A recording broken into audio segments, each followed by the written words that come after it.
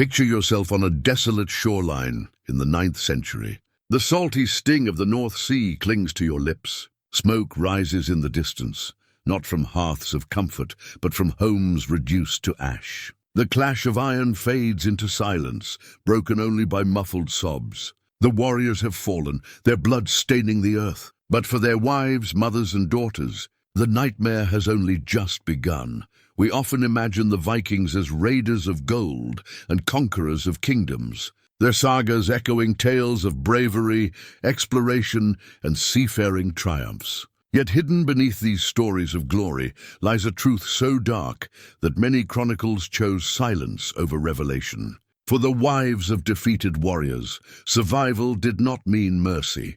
It meant captivity, humiliation, and fates that many would describe as worse than death itself. What happened to them? What secrets did the sagas bury beneath their poetic verses? And why do most popular histories still shy away from this chapter? The answers lie in fragments, lines from Icelandic law codes, cryptic accounts from foreign chroniclers like Ibn Fadlan, and the silent testimony of graves unearthed by archaeologists. Each fragment reveals a shadowy system in which women became the spoils of war, commodities traded, stripped of identity, and forced into lives far from their homeland.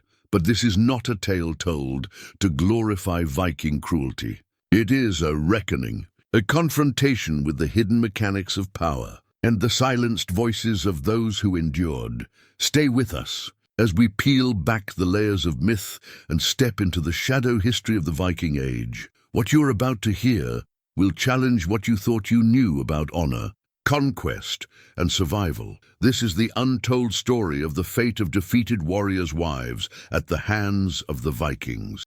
To understand the terror that awaited defeated warriors' wives, we must first step into the world of the Viking Age itself. Picture the scene, the pungent mix of tar and fish in a bustling harbor, the crackle of smoke in longhouses where warriors feasted under dim torchlight, and the steady rhythm of ritual drums during sacrifices to the gods. This was not a world of nation-states or stable borders. It was a patchwork of rival chieftains, petty kings, and warbands where loyalty to kin and lord defined survival. The Viking economy was not built solely on farming or trade. It thrived on raiding, plunder, and the human cargo of slavery. Captives, men, women, and especially young women, were currency. They filled markets from Dublin to Constantinople, exchanged like coin for silver or alliances. Beneath the proud image of free Norse farmers stood a reality. Their society was upheld by thralls, the enslaved, whose labor and bodies were stripped of rights. Gender roles deepened this vulnerability. While women in Scandinavia could hold property or manage households, their status meant little in the chaos of conquest. A woman tied to a defeated warrior was no longer shielded by kinship ties. Her very identity was erased with his death. The sources that survive give us glimpses, but never the full picture. The Icelandic sagas, written centuries later, often celebrated male valor, while reducing women to background figures or symbols of honor and shame. The Anglo-Saxon Chronicle, compiled by monks, described Viking raids with horror, but its silence on the fate of women may reveal either ignorance or a deliberate choice not to record the unspeakable. And then there is Ibn Fadlan, the Arab traveler who witnessed Viking rituals along the Volga. His account, vivid and unsettling, exposes practices that European chroniclers ignored, but even his writing is colored by shock and cultural bias. In this fractured landscape of politics, commerce and myth, women became both invisible and indispensable. When the shields clashed and the warriors fell, their wives stood at the mercy of victors who saw them not as people, but as spoils of war. The cruelty that befell defeated warriors' wives was not an accident of war. It was systematized, rooted in the very structure of Viking society. The origins of this horror lie in the collision between economy, politics, and culture, where compassion was discarded in favor of power and profit. In the Viking worldview, women were often seen as extensions of household wealth. A wife symbolized alliance, inheritance, and honor. But once her husband was slain, that shield was shattered. She became a prize. Raiders seized women not merely out of desire, but because women carried value. As slaves in foreign markets, as concubines to expand households, as bargaining tools to cement alliances. The seizure of wives was codified into law and ritual. The defeated man lost not just his life, but his legacy, as his widow was transferred like property. Norse law codes hint at this stark reality. The Sagas of Iceland, while compiled later, preserves traditions where widows could be forcibly remarried or absorbed into another household without choice. In the Gulathing laws of Norway, women taken in war could be claimed as thralls unless ransomed.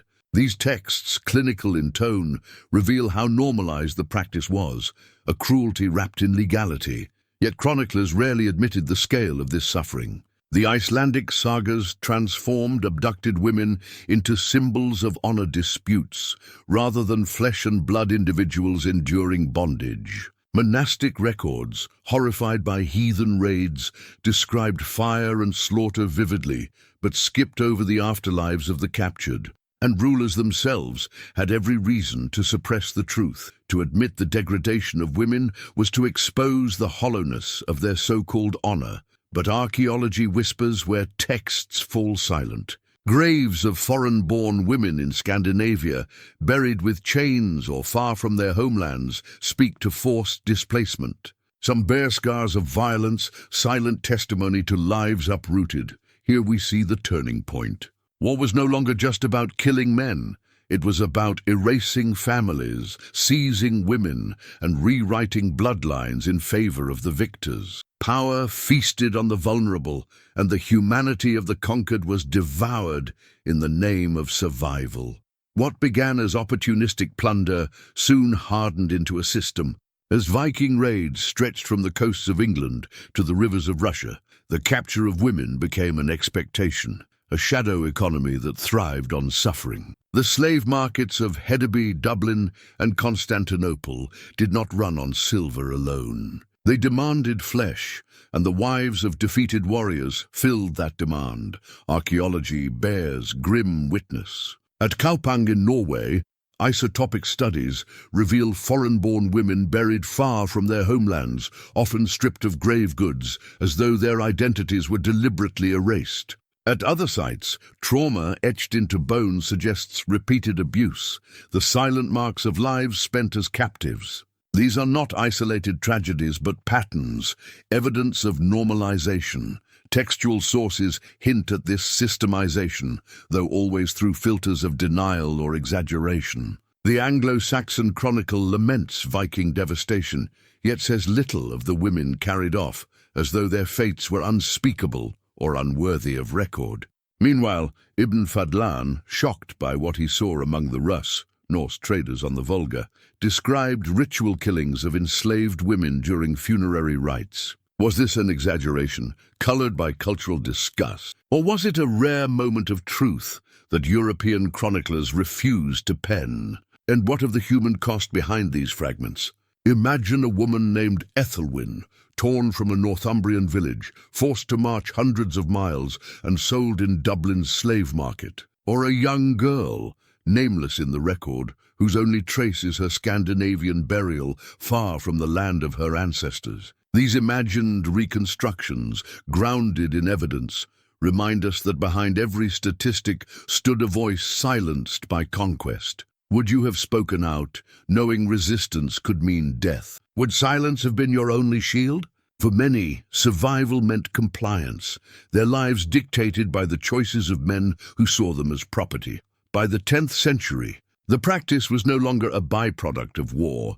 It was a calculated strategy woven into law, ritual, and trade. What began as horror had become institution. At the height of Viking expansion, the fate of conquered women reached its darkest depths. No longer hidden in the shadows, these cruelties were at times displayed as symbols of dominance, rituals meant to proclaim power. In some sagas, abducted wives are paraded as trophies, their humiliation woven into the victor's glory. These stories are told as entertainment, yet between the lines lies the echo of real women stripped of dignity. High-profile incidents, though filtered through legend, betray a chilling truth. The saga of Egil Skallagrimsson recounts the seizure of women during feuds, treated as bargaining chips in cycles of vengeance. Ibn Fadlan's infamous account of a Viking chieftain's funeral describes the ritual killing of an enslaved woman sacrificed to serve her master in death. Whether exaggerated or not, archaeology has uncovered graves where women's remains bear trauma consistent with such ends. The fact that such acts were conceivable, much less recorded, reveals a mindset where women's lives were expendable, their suffering sanctified by ritual. Legal loopholes also entrenched the cycle. In Norse law, a woman taken in war could be claimed as a concubine without marriage rights. If she bore children, her status shifted, but never equaled that of a free wife. The law effectively legitimized repeated violation under the guise of property rights. Honor, vengeance, and inheritance became excuses for cruelty, cloaking exploitation in the language of tradition. Why did societies allow this? Because silence served survival. Chieftains maintained loyalty by distributing captives. Markets thrived on their sale. Families avoided dishonor by refusing to acknowledge their daughters' fates. Institutional silence preserved the illusion of order, even as human dignity was shredded. Do we not see echoes of this today? Wars across centuries still weaponize women's bodies, while institutions avert their eyes. The costumes change, but the logic of power remains disturbingly familiar. And then, when the rituals ended, when the shouting and the flames died down, there was a silence. A silence heavy with what could not be spoken. The hollow quiet after the violence, where the cries of the vanished were swallowed by history.